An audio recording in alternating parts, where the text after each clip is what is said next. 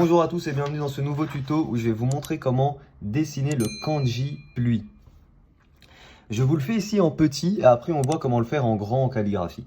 C'est un T comme ça, voilà, avec une barre évidemment qui n'est pas parfaitement droite, hein. C'est ça qui est intéressant, c'est qu'on va s'amuser après avec.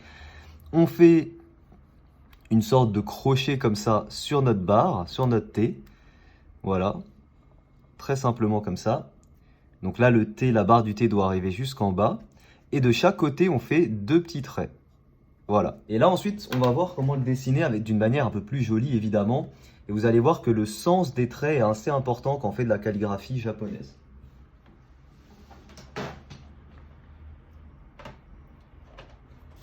Donc, pour ça, personnellement, je vous conseille, pour tout ce qui est calligraphie, pour la calligraphie, personnellement, je vais utiliser ce bout-là de mes feutres à alcool.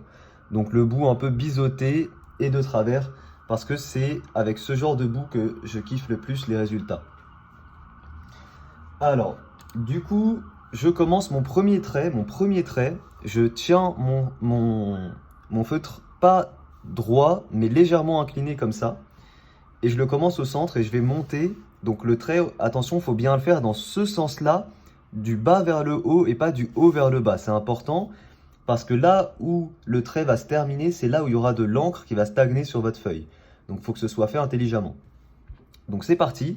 Vous pouvez le faire, donc en fait, soit on part dans ce sens-là, soit on part dans celui-là. Je pense qu'on va partir plutôt dans celui-là. Quand je regarde un petit peu pour respecter un petit peu de base le mot, comment il est, on va plutôt partir dans ce sens-là. Donc vous voyez bien comment je tiens mon crayon, mon feutre, c'est parti. Tac. Voilà. Alors là, c'est pas ouf, on va retravailler avec. N'hésitez pas à utiliser des feutres qui sont neufs, parce que moi, c'est ça là qui fait que mon trait n'est pas parfait.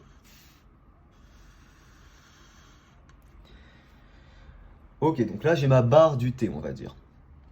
Ma barre verticale. Ensuite, la barre horizontale, qui va être comme ceci. Tac. Tac. Il faut qu'elle soit légèrement inclinée pour mettre un peu plus de style, donc on va la faire partir de là. Comme ça, donc comme ceci.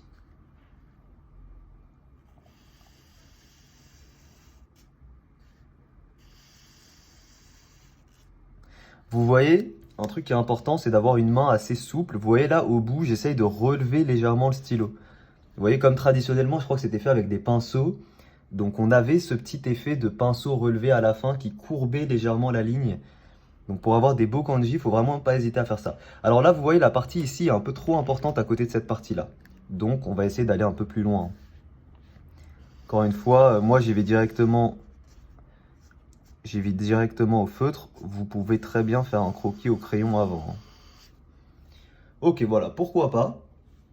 Ensuite, c'est important de dissocier chaque trait. Donc là, pour la partie qui est ici, on va faire partie par partie.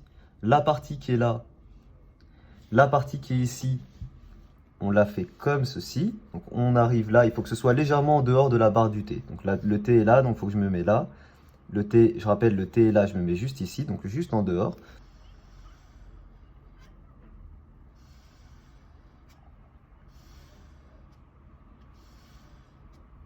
Voilà. Normalement, il faut que ça descende un peu plus bas que la barre. Donc si vous voulez, les repères, c'est la barre là et la barre là, il faut que ça descende un peu plus bas. Donc on n'hésite pas, on retravaille ça. Comme ça. Ok, ici pareil, les repères, la barre du T là, le bord ici, donc on est à peu près là. Alors là, moi j'ai utilisé un bleu-gris, n'hésitez pas à utiliser du noir, pareil, ce sera un peu plus joli. Voilà, vous voyez, j'essaye de mettre un peu de style dans mes écritures. Ok. Et enfin, on rejoint les deux bords par là un trait assez rapide. Ça veut dire quoi un trait assez rapide? Ça veut dire que le trait du pinceau, il était fait d'une manière assez rapide, donc assez fin au final, hein. La rapidité fait que en gros, ce qui dépose l'encre va pas avoir le temps de déposer beaucoup d'encre. Donc quand je veux dire un trait plus ou moins rapide, ça va être un trait plus ou moins fin en réalité. Bon là, comme on est au feutre et pas en pinceau, c'est pas le même délire, mais c'est pour que vous compreniez. Et le trait doit être légèrement concave comme ça. Pourquoi le trait concave dans ce sens-là? Parce que ça montre dans quel sens on écrit la lettre. La concavité en général, elle va être dans le sens de là où on a la main. Allez, c'est parti. Alors, vous voyez là, comme mon feutre n'est pas tout neuf, ça fait un truc pas ouf. Après, moi, je repasse un peu dessus.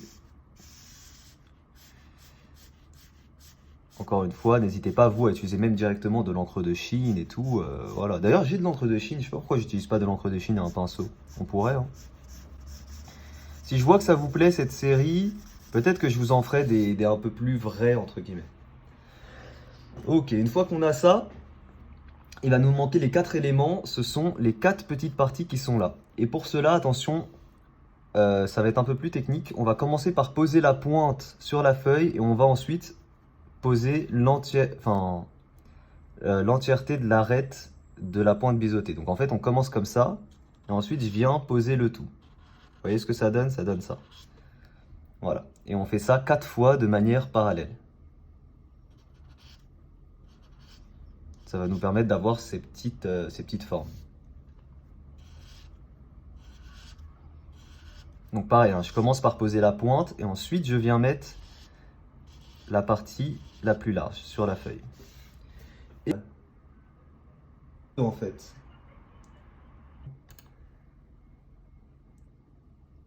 là,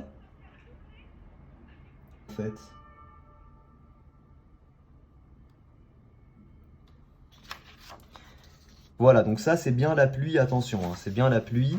Ce que vous pouvez faire une fois que vous avez ça, c'est retravailler les parties terminales de vos traits.